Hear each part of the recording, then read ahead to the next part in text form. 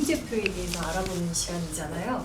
그러면 좀 쉽게 우리가 재무상태표하고 손익계산서가 어떤 구조로 되어 있는지 좀 쉽게 조금 알려주실 수 있으실까요? 가계부 같은 거 작성을 하는 경우가 있거든요. 그래서 이제 가계부의 특징이 현금이 들어온 거와 나간 것만 이렇게 다 적게 돼 있어요.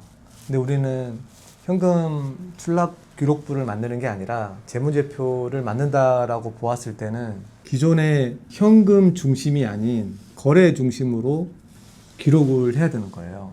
이거는 현금 거래만 있는 거지만 이 거래에는 외상 거래까지 포함이 다 되어 있는 거거든요. 그래서 재무제표를 볼 때는, 그다음에 관리할 때는 당연히 현금 거래도 포함이 되는 거지만 어떤 거래, 어떤 상거래가 발생하는지를 추적을 해서 측정을 해서 기록을 하는 게 재무제표 작성하는 기본 원리이거든요. 그 재무상태표하고 손익계산서를 보고 얘기할 때는, 손익계산서는 특정 기간 동안의 경영 성과를 숫자로 표시하는 거고, 재무상태, 그 말은 내 자산과 부채의 현황을 파악하는 게 재무상태표거든요. 그래서 재무상태표를 뭐 대차대조표라고 하고 손익계산서를 ISPL이라고 한다 이거죠. 직관적으로 돈을 얼마 놓고 다 상거래, 그 다음에 회사 기업 활동을 하는데, 그거를 주식회사 기준으로 보았을 때 사실은 자본이라는 항목 안에 등기하는 자본금이 있는 거고, 제일 처음에 이거 가지고 시작하는 거죠. 비등기 항목인 이제 잉여금이 구성이 되어 있어요. 사업을 하는, 창업을 하는 개인 사업자든 법인 사업자든 사실 창업을 하기 위해서 종잣돈을, 내 돈을 먼저 넣어야 되는 거거든요. 그래서 법인은 등기하는 절차가 필요한 거고 개인은 등기하는 절차가 없어요.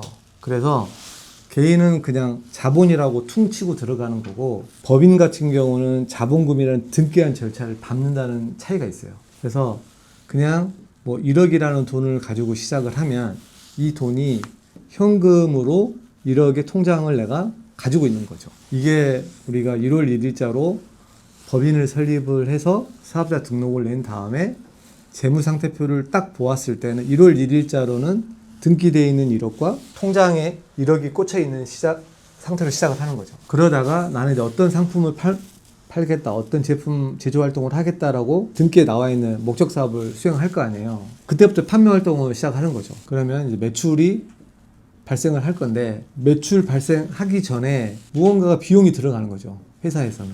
그리고 매출을 일으키기 위해서 무언가가 또 원가와 관련된 구매 활동이 들어가요.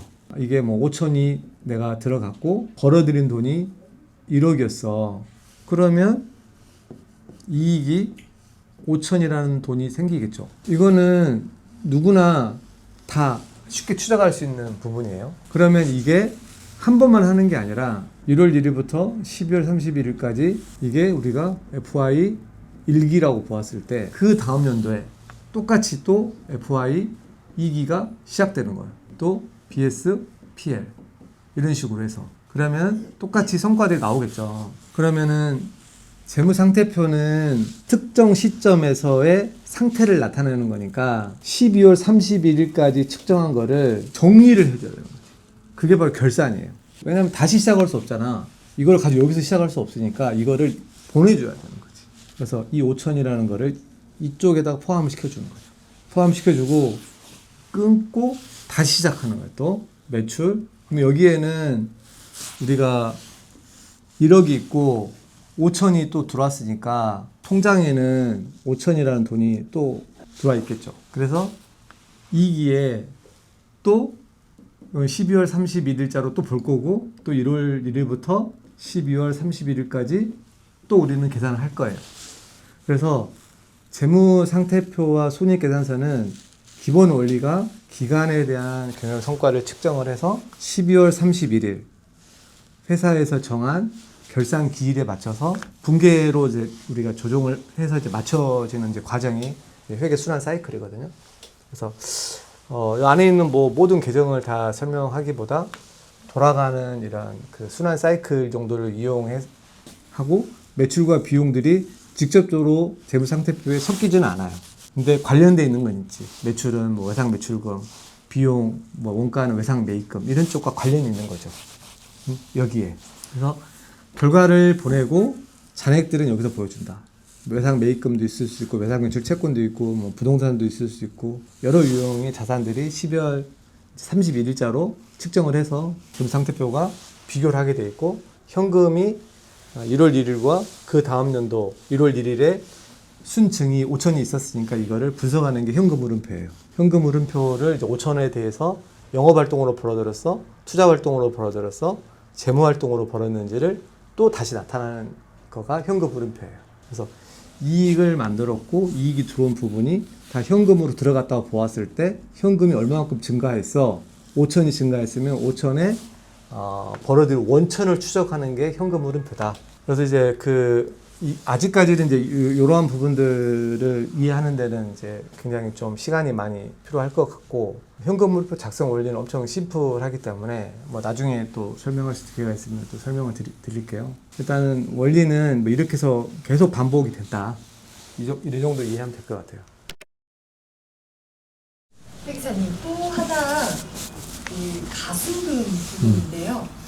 회사에 들어온 입금 중에 이제 출처가 조금 불명확한 경우에는 네. 어떤 위험이 따르고 세무적으로는 어떤 문제가 좀 발생할 수 있을까요?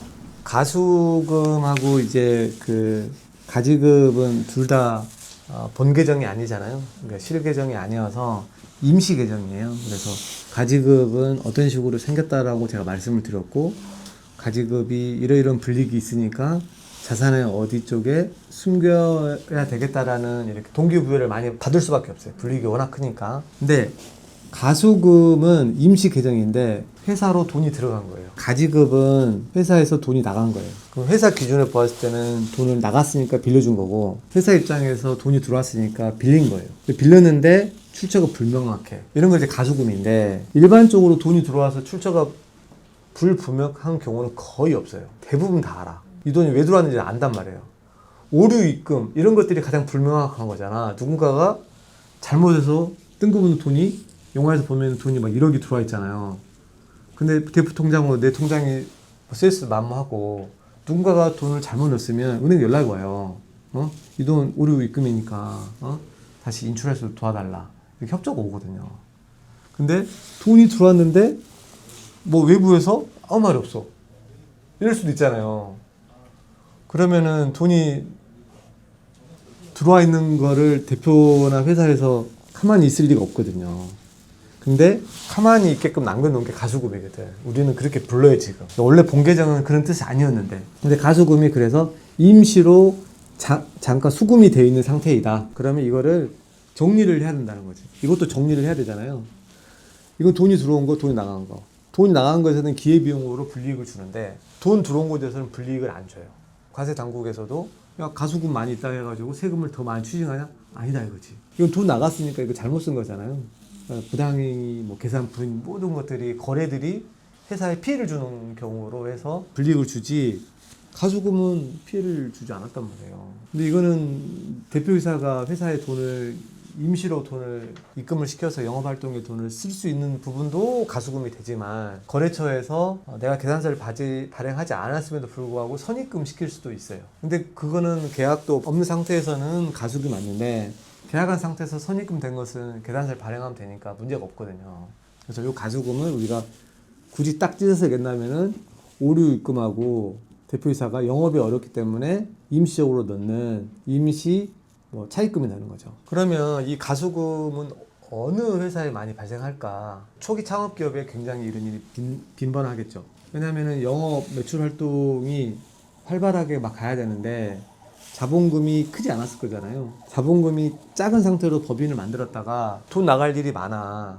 근데 돈이 없어. 그럼 자본금이 없으니까 증자를 하던가 돈을 빌려주던가. 그래서 증자는 못하고 임시적으로 돈을 빌려주는 거지 회사로. 그래서 가수금을 잡아놓는 거죠. 그래서 초기 창업 기업들이 가수금이 많은 거예요. 안정화되는 7년이 넘어가는 일반 기업들은 가수금이 많지가 않아요. 왜냐하면 여기에서 다 해결하거든. 근데 여기에서 지금 가수금이 잡혀 있어요. 그러면 이게 회사에서는 돈을 빌렸는데 이자를 줘야 되잖아요. 이자를 안 줬어. 그렇다 해가지고 불이익이 있을까요? 없어요. 회사에 피해를 주지 않는 것에 대해서는 아무도 뭐라고 안 해요. 이거는 불이익이 있다고 했잖아요. 근데 가수금은 불이익이 딱 하나가 있다 이거지. 임시로 빌린 거잖아요. 국세청이 가수금 많다고 싫어하지 않아요. 은행들이 싫어해요. 그 이유는 얘네들이 은행에서 대출해주기 전에 먼저 들어온 애들이잖아. 그래서 돈을 빌려가면 임시적으로 회사에서 빌려온 거니까 갚아야 된다는 압박이 있겠죠. 그래서 운전 자금으로 쓰려고 은행에서 상담받아서 대출을 받으라고 하는데 가수금이 많네?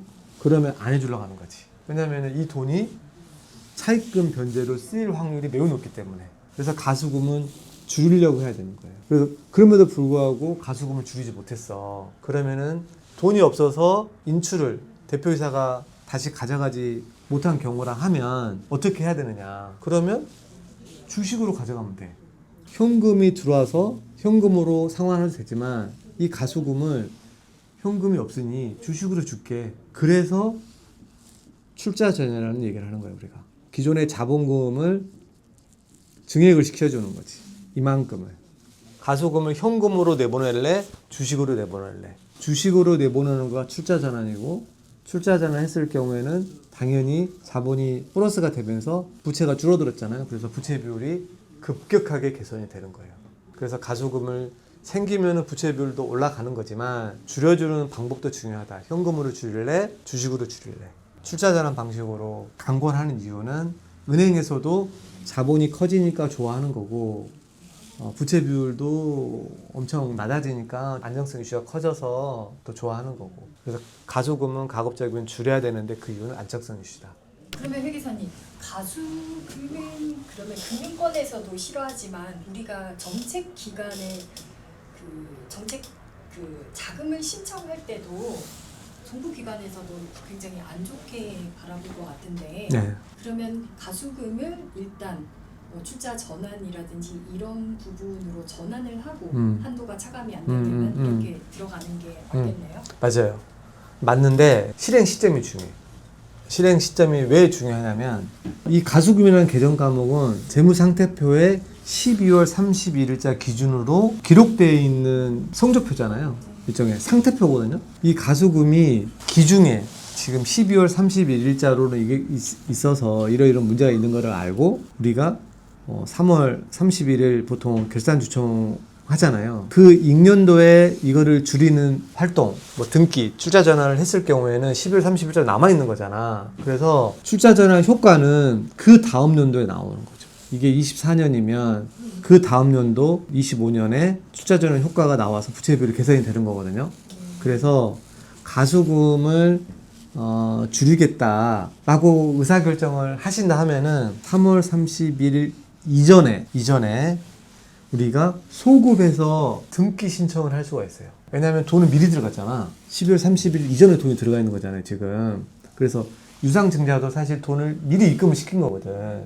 그래서 등기는 나중에 하잖아요. 늘 그러거든. 신주 발행 모든 것 절차가 돈 입금, 그 다음에 등기 이렇게 돼요. 그러면 이 가수금도 돈이 선입금이 됐잖아. 그래서 등기를 할 건데 12월 31일 이전에 하면은 가장 베스트인데, 근데 우리가 마감해서 3월 31일까지 법인세 신고를 해야 되는 시점이 다가오는데 12월 30일 이전에 못했어. 해도 지금 현재 뭐 1월, 2월, 3월에 일종의 소급해서 신청할 수가 있다 이거지. 돈은 그 전에 들어갔으니까. 단 불이익은 있겠죠. 원래 등기를 할 때는 2주 이내에 해야 돼. 그래서 그걸 넘어가면 과태료야. 그러면 12월 31일까지 우리가 등기 접수를 했을 경우에는 과태료가 없는데 2주가 지난 특정한 시점에 12월 31일자로 소급해서 출자 전환 시청했을 경우에는 과태료는 있다 이거지. 그럼에도 불구하고 가수금이 남아있는 것보다는 법인세 신고하기 전에 접수가 할 수 있는 조건이 된다 하면은 하는 게 좋죠. 주총이라든가 뭐 특별 주총에 보통 결의하고 법무사 통해서 접수해야 되는 서류들은 다 준비를 다 해야 되겠죠. 그래서 일정 기간만 가지고 있으면 접수도 할 수 있다. 네. 회계사님, 그 이익이 계속 누적되고 있는 경우에 네. 기업이 주의해야 할 점은 무엇이고, 네. 향후에 배당 계획이나 퇴직금 계획이 있다면 네. 혹시 그 세무 리스크는 어떤 것이 있을까요? 네, 그것도 뭐 요새 많이 그 컨설팅 하시는 분들이 이익잉여금 환원 관련해서 얘기를 하고 있어요. 그래서 이익잉여금의 환원이 그게 어떤 의미가 있는지를 먼저 아셔야 돼. 자, 이익잉여금은 어디에 있냐면은 자본계정에 있는 거잖아요. 이익잉여금이 여기에 있는데 이익잉여금이 환원은 이꼬르 차감이거든요. 뭔가 빠져나가는 거죠. 이익잉여금이 뭔가 줄어드는 활동은 몇 가지가 있을 수 있을까요? 이게 줄어드는 활동이 크게 가장 좋게 얘기하면 배당이죠. 배당. 주주한테 배당 형태로 주면 이익은 줄어들겠죠. 그리고 이익잉여금을 줄이는 방법은 여기에 이자 비용으로 나가서 줄어들고 그게 여기 묻어 들어오는 경우. 이자도 어떻게 보면 많이 주면 이익은 줄어들겠죠. 주주는 배당이라는 보상으로서 이익잉여금을 가져갈 수 있는 거고, 채권자는 이자라는 비용으로 잉여금을 감소시킬 수 있을 거예요. 우리는 이익잉여금의 환원, 그다음 이익잉여금을 줄여야 된다고 하는 이유가 사실은 이 사람들한테 많이 줘야 되는 거거든요. 배당을 많이 주던가 이자를 많이 주던가 하면서 잉여금을 줄이는 거거든. 사실 또 이거 말고 여기에 들어가서 뭐 급여를 많이 줄 수도 있고 회사의 경영활동과 들어가는 판관비를 많이 써버리면 잉여금 줄어들죠. 그래서 잉여금을 줄이겠다라고 했을 때는 환원을 하겠다라고 하는 것은 특정 대상이 다 주주예요. 좋은 의미로 해석을 하는 거죠, 환원은. 근데 이익잉여금을 주주가 왜 줄여가면서까지 환원을 시키려고 하느냐. 이 회사의 주주가 주인이잖아요. 그래서 주인은 회사의 재산이 주식이라는 것에 다 함축돼 있잖아요. 그래서 이 주식은 가격이 다 있는 거야. 이 가격을 낮춰야 되는 일종의 미션이 필요한 거예요. 그렇지 않고서는 이전 비용이 비싸. 회사가 성장을 해 가는데 성장하는 과정에서는 주식 가치가 계속 올라가거든요. 그러면 이전할 때마다 이전 비용이 세. 돈을 많이 지불해야 되는 문제가 발생하는 거고, 그 이전 비용은 가져가는 사람도 세금이지만 이걸 넘기는 사람도 양도 차익이 많이 발생하기 때문에 소득세도 많이 내고, 증여하면은 또 시가가 높은 상황에서 증여세가 많이 나고.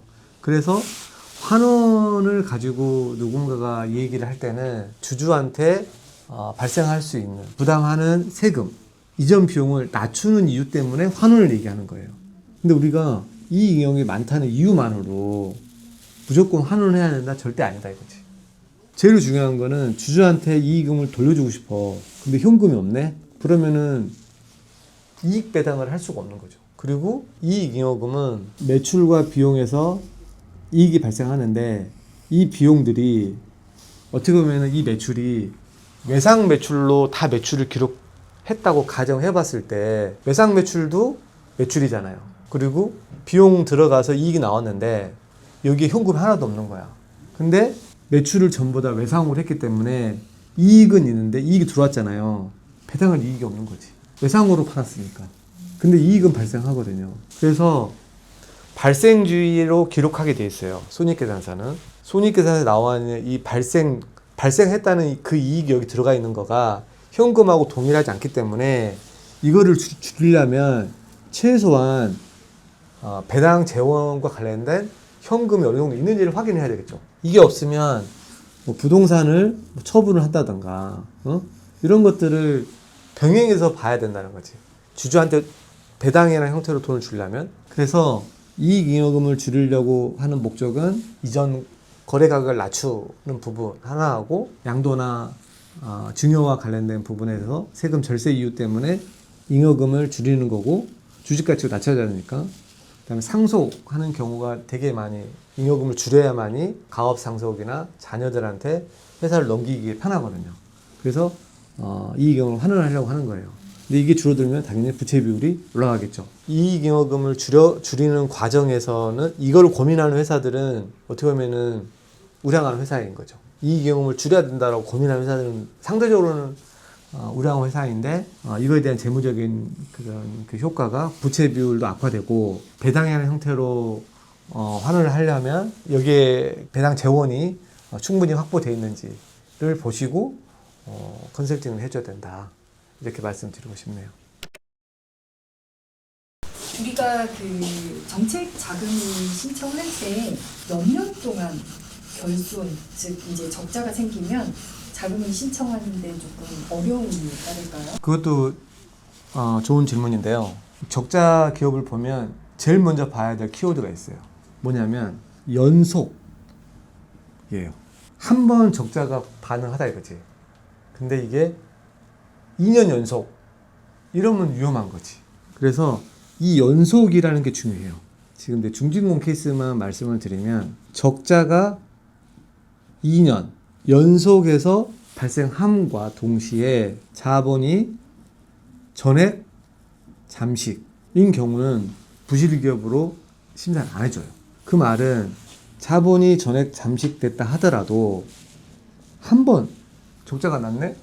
그래도 접수는 가능하다는 거지. 자본 잠식되면 안 되겠죠. 근데 원인이 어쩌다 한 번 적자 나가지고 자본 되는 경우가 있는가 하면 계속해서 적자가 나가지고 자본 경우가 있을 수 있잖아요. 그래서 여기는 그 다음 년에도 적자는 확률이 높을 거 아니야. 그래서 안 해주는 거지. 그래서 연속이라는 키워드를 중요하게 보셔야 될 것 같고, 자본 잠식이 아닌 기업도 있잖아요. 이런 회사들은 이자 배상 보수를 봐요. 이게 1 이하. 우리가 여기에서 영업이익이라고 보고 여기 밑에 이자 비용이 있으면 이자 비용과 영업이익의 이 배수가 이자 배상 보수잖아요. 그래서 은행에서 가져가는 차입금 이자가 영업에서 벌어들이는 이익과 비교해서 1 이하이면 이게 이제 동일한 경우를 말하는 거죠. 이자 비용만큼만 번다. 이런 경우가 3년 연속 1 이하야. 그러면 여기는 한계 기업인 거예요. 위험한 거지. 이게 뭐 2년 연속은 상관없습니다. 이거는 2년 연속은 전액 잠식하고만 비교하시면 되지만 3년 연속의 무한 경영 성과를 볼 때는 이자 배상 보수고 이자 배상 보수가 1 이하이기 때문에 적자도 해당이 되겠죠. 영업 손실이 나는 경우도 포함이 되는 거예요. 그래서 3년 연속 자본 잠식이 아니어도 이자 배상 보수가 1 이하가 안 되게끔 관리하는 게 매우 중요한 거예요. 더불어서 이제 우리가 영업, 현금, 활동 이게 음수가 되면 안 돼요. 영업, 현금 흐름 활동이 음수가 되면 안 된다는 거가 영업, 현금 흐름은 회사에서 영업이익이 감가상각 같은 거를 많이 발생을 시켜서 손실 날 수도 있잖아요. 그러면 이자 배상 보수 계산할 때는 감가상각을 많이 반영해서 영업이익이 줄어들어서 1 이하로 될 수 있는데 영업현금으로 돌렸을 때는 감가상각을 빼거든. 그러면 그건 플러스잖아. 그거 상관없다 이거지. 그렇기 때문에 영업현금 흐름이 마이너스 되면은 안 되는 거예요. 그래서 감가상각도 없는데 영업이익이 1 근처에 있고 그러면 당연히 그 영업현금 흐름은 음수일 확률이 많겠죠. 그래서 이자 배상 보수를 볼 때는 3년 연속. 그때는 이제 이자 비용에 대한 규모가 굉장히 예민한 상황일 거예요. 그래서 회사의 경영 성과, 재무 성과를 볼 때는 이 연속이라는 키워드를 보시고 연속이 어디에 해당되는지가 이거는 재무상태표, 여기는 손익계산서하고 재무상태표 이렇게 섞여져 있어요. 우리가 기업을 운영하시는 대표님들은 대체적으로 재무제표를 잘 모르시잖아요. 네네. 그냥 이제 연속 이제 적자라고 하면 그걸 인정해 버리셔서 자금 집행을 못 받는 경우가 굉장히 많은데 뭐 너무 FM대로 세분 기장을 받다 보니 그런 경우가 또 종종 발생하곤 하는데 혹시나 조금 흑자로 전환을 할 수 있는 팁이라든지 이런 방법이 있을까요? 네네네. 사실 이제 아까 이제 말씀드린 대로 이자 배상 보수가 안정성 지표에서 굉장히 중요한 항목이거든요. 그래서 저는 최소 3 이상을 희망을 해요.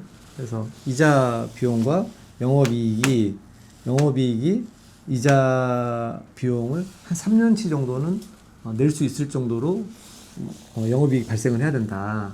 그래서 3 정도는 무조건 나와야 된다고 생각을 하는 사람인데 하다 보니 영업이익 규모가 생각보다 적게 나오는 경우가 있어요. 근데 그 말은 좋게 해석을 하면은 이 비용을 우리가 과다하게 인식을 했다. 우리가 매출은 조절하기 어렵거든요. 매출은 계산서에 딱 찍혀 있는 거라서 이거는 우리가 임의적으로 수정할 수가 없어. 근데 이 비용이라는 항목은 어떻게 인식하냐에 따라 가지고 영업이익이 직접적 관련이 있어요. 근데 우리는 이 비용만 보지 말고 이제 원가를 같이 봐야 되는 거예요. 비용은 기간 비용이라고 해서 이 기간에 그 돈이 쓰여지면 날아가는 거야 그냥. 그게 바로 이제 기간 비용이고, 그게 판관비라고 하는 거죠 우리가. 접대비부터 해서 뭐 급여 이런 거 다 날아가는 것들이잖아요. 근데 원가는 날아가는 게 아니라 판매하는 과정까지 자산의 형태로 저장이 돼 있는 거야 원가가. 우리가 이걸 이제 제품 원가, 또 매출 원가 이런 얘기 들어봤죠. 이거는 판매가 되기 전까지 재고라는 이름으로 저장할 수 있는 거예요. 원가는. 비용은 기간 동안에 사용하고 날아가는 것들. 그래서 이 단순 비용 자체를 자산화하기는 어려워요. 이거를 줄이는 유일한 방법은 덜 쓰면 돼. 덜 쓰면 되고, 그러면은 이익이 올라가죠. 근데 우리는 12월 31일까지 다 마감을 다 끝내고 재무제표를 만드는 과정에서 영업이익을 가결산 해보니 얼마 나오더라. 영업이익을 계산할 수 있는 방법을 찾으려면 매출에서 찾을 수 있는 건 아니고 비용이나 원가에서 찾아야 되는 거예요.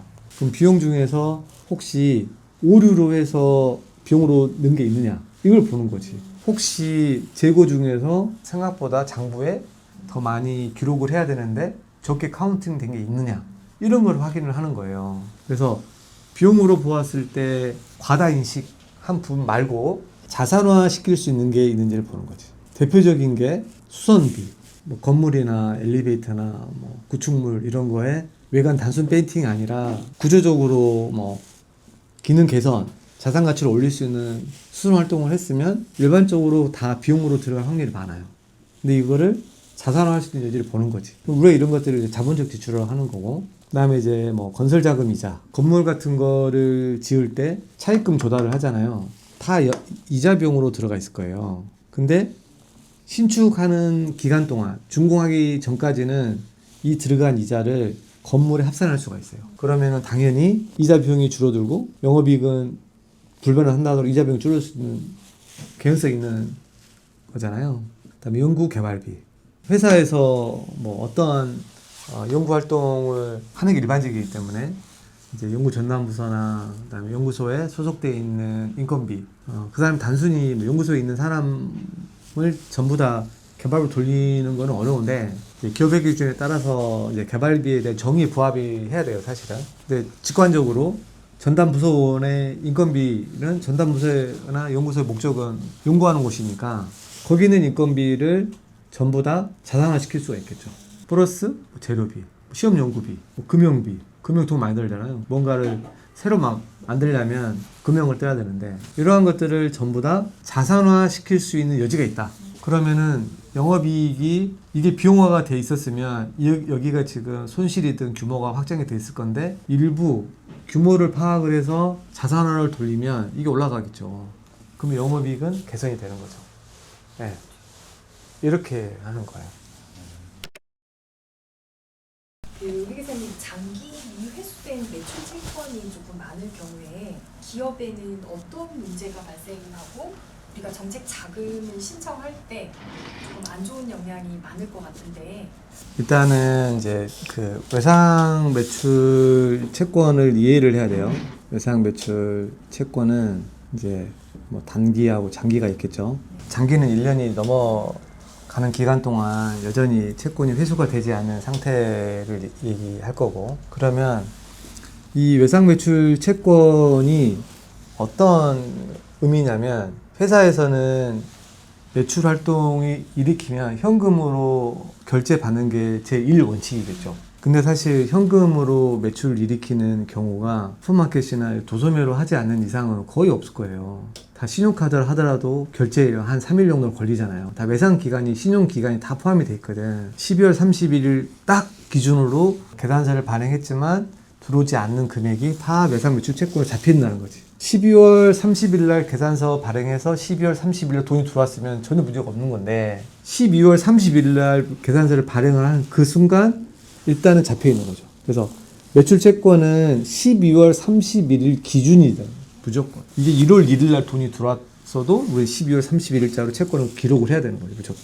근데 이게 단기에 회수가 정상적으로 되면 결제일이 30일, 60일, 90일 문제가 없어요. 장기간 동안 회수가 못한 게 있다. 그러면은 의심을 해보는 거지. 두 가지 경우로 의심을 하는 거지. 하나는 특수관계인한테 밀어냈다. 매출을 발생시키기 위해서 일부러 계산서를 끊는 거지 그냥. 내가 아는 동생 회사, 내가 운영하는 개인 회사, 친구 회사 이런 쪽에 야, 좀 계산서 좀 받아줘. 매출이 좀 부족하니까. 그래서 끊어. 그럼 상대방은 매입이 되는 거고 계산서를 발행한 회사는 매출 채권이 되잖아요. 근데 원래 정상적인 상거래가 아니니까 돈은 안 들어오겠죠. 안 들어오니까 남아있는 거지. 그게 1년 내에 취소 붕괴를 치는 활동은 계약을 뭐 파기한다든가 취소된다든가 활동해서 마이너스 계산서를 발행을 하면은 안 잡혔겠죠. 마이너스도 안 끊겼어. 그러면은 여기에 남아있는 거고 단기간이면 상관없는데 장기간이면은 이 거래할 확률이 많이 있겠다라고 의심은 할 수 있겠죠. 또 하나는 뭐 부도를 맞은 기업이 있는 확률이 있겠죠. 부도나 아니면은 뭐 회생이 들어간 거래처가 어려워서 돈을 못 주는 상황이 발생한 거야. 그래서 준다 하다가 못 받은 경우가 있을 거예요. 당연히 정상적인 경우도 있지요. 할부 매출로 해서 오랫동안 끊어서 하는 경우도 있지만 우리는 이거보다는 관리 포인트가 이거를 보는 거지. 특수 관계인에 혹시 있느냐. 12월 30일 날 매출을 발생시키기 위해서 임의로 특수 관계인한테 밀어내기 계산서를 끊고 뭐 1월 30일 날 그 다음 연도 이때 야 마이너스 끊어서 없앨 수도 있어요. 그러면은 당연히 12월 31일 25년에는 다른 활동 없으면은 없었겠죠. 잔액이 됐을 거예요. 마이너스 끊어버렸으니까. 이게 자수하는 거잖아. 근데 그렇지 않은 경우는 남아있으면은 아무 생각이 없는 특수관한테 밀어내기 하는 경우 아니면은 아예 못 받는 경우 둘 중에 하나밖에 없을 거예요. 장기에 있는 것은 무조건. 그러면은 이게 규모가 크면은 당연히 어떤 문제가 발생을 하겠어요? 외상 매출금은 여기에 있는 매출과 이렇게 비교를 하는 활동성 비율이라는 게 있어요. 회전율. 그래서 이 매출과 이 매출 채권은 늘 같이 따라다니게 돼 있거든. 그래서 매출이 큰데 채권 잔액도 커. 그러면 현금 회수가 안 되는 거잖아, 계속. 그러면은 이 회사는 현금 회전이 안 되니까 위험한 기업인 거예요. 그래서 장기로 돌려놓는 거지. 일부러. 그런 것들을 피하기 위해서. 그러면 장기 외상 매출 채권이라고 계정으로 분류가 되어 있는 순간 단기하고 달라지는 거예요. 이거는 단기거든. 이건 1년이라는 단기 매출이잖아요. 그래서 외상 매출 채권에 요 단기만 비교하게 돼 있어요. 활동성이. 근데 여기 있는 게 100이고 단기가 100이야. 그러면 매출을 했는데 1월 1일 매출하고 돈 아직까지 못 받은 거야. 근데 단기는 빵이고 장기가 있어. 100이라는 숫자가 있어. 예를 들어서. 근데 여기가 100이 있어. 그 말은 매출은 다 했고 현금으로 다 받았어. 24년도에. 그래서 현금 매출이 이거는 100으로 다 된 거고 장기는 이거하고 상관없이 과거에 돈 못 받은 거가 여전히 있다는 거잖아. 그래서 이 두 가지 정도 아니면 없다는 거야. 그래서 이 외상 매출 채권에 단기이냐 장기이냐를 구분하게 되어 있어요. 유동자산과 비유동자산으로.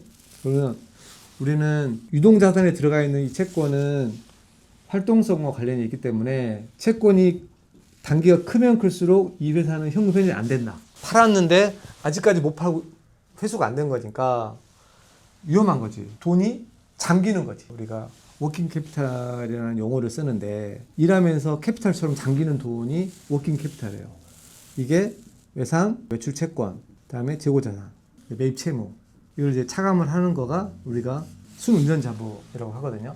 그래서 이게 크잖아요. 이게 크다는 것은 돈을 못 받았다는 거야. 돈은 나갔어. 뭐 원료 같은 거 사와야 되잖아. 뭐 만들려면. 그리고 내가 물건을 팔았어. 그래서 이 규모가 커. 그러면은 이 돈이 없다는 거지, 현금이. 돈은 나갔고. 그렇기 때문에 우리한테 와서 물어보는 거지. 정책 자금을 필요하다 하면은 이 넷 워킹 캐피탈이 크면 클수록 돈이 많이 필요한 회사예요.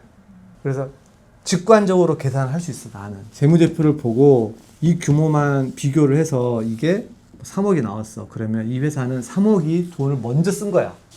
그 돈이 없는 거야 지금. 근데 반대로 매입 채무가 더 커. 이럴 수 있잖아요. 외상 매출 채권과 재고 자산은 뭐 썸이 1억인데 매입 채무로 줘야 될 돈 2억이야. 물건을 팔았는데 현금으로 기준으로 보았을 때는 돈을 아직 안 준 거야. 야, 이거는 너 돈 받아다 줄게. 이런 곳이라고. 그래서 우리한테 돈을 정책자금 조달에 대한 니즈가 상당히 약하다.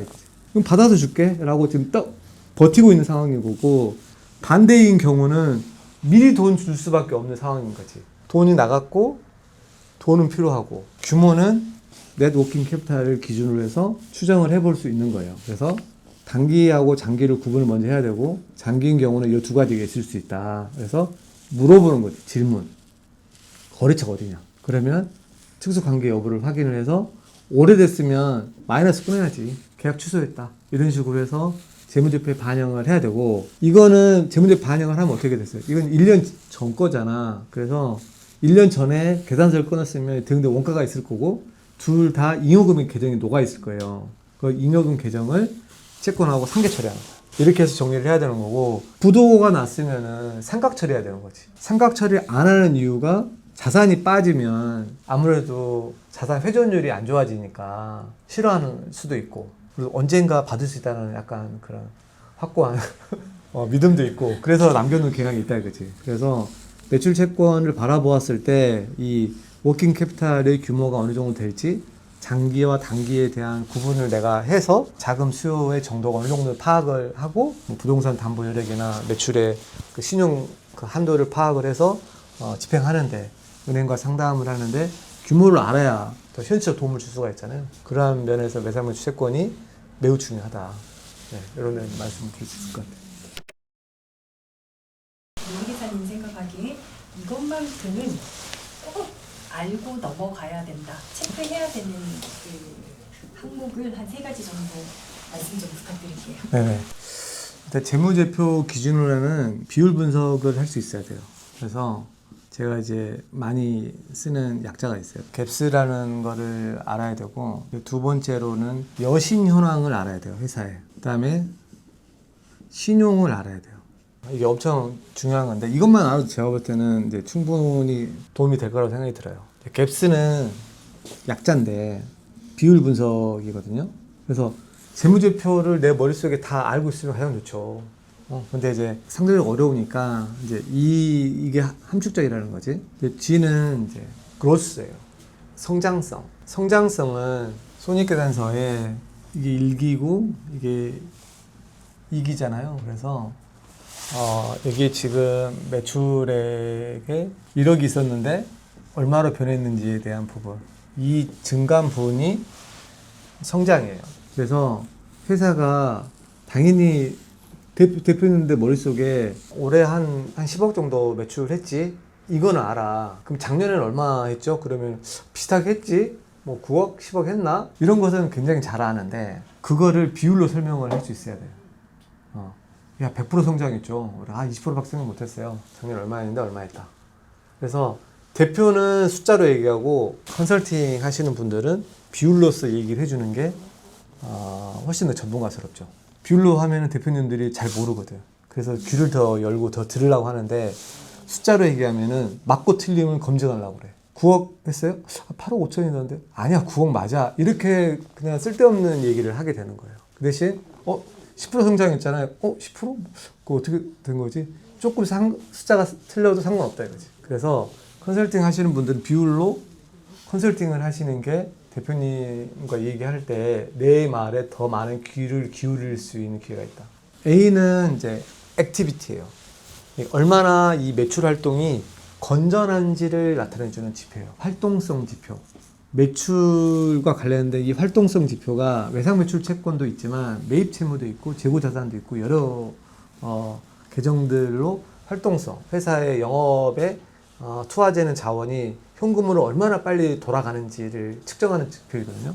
그래서 이 매출액과 외상매출 채권을 비교하는 거고, 재고 자산하고 매출 원가 또는 매출과 또 비율을 나누어서 얼마나 비율이 높은지, 높으면 높을수록 회전이 막 잘 된다는 거거든요.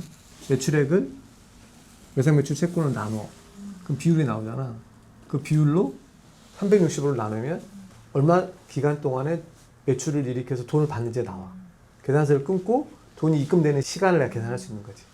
그래서 결제 조건이 한 60일 되시죠? 그러니까 어떻게 알았어? 계산하면 나오거든. 그래서 회전율을 계산을 해야 회전 기간을 내가 계산할 수가 있어요.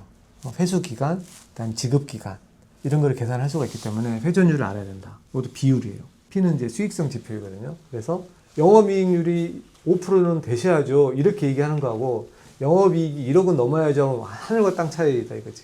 영업이익이 100억에 1억과 5억 버는 사람 1억은 하늘과 땅 차이라는 거지. 그래서 영업이익률이 중요한 거예요. 수익성 지표. S는 이제 안정성 지표예요. 스테빌리티 약자이고 안정성은 부채 비율. 부채 비율로 또 얘기하는 거예요. 제조업은 400% 돼야 되죠? 이렇게 얘기하는 거지. 부채 비율을 절대 숫자로 얘기하려면 말이 길잖아. 지금 자본은 얼마이고요. 부채는 얼마인데 부채가 얼마나 더 커요. 이렇게 얘기하면은 와닿지가 않잖아. 부채 비율이 400%나 되네요. 이렇게 얘기하면은 그 내용을 좀 더 파악하고 싶어 한다 이거지. 중요한 이제 앱스의 약자니까 이거를 꼭 알고 계셨으면 좋겠다.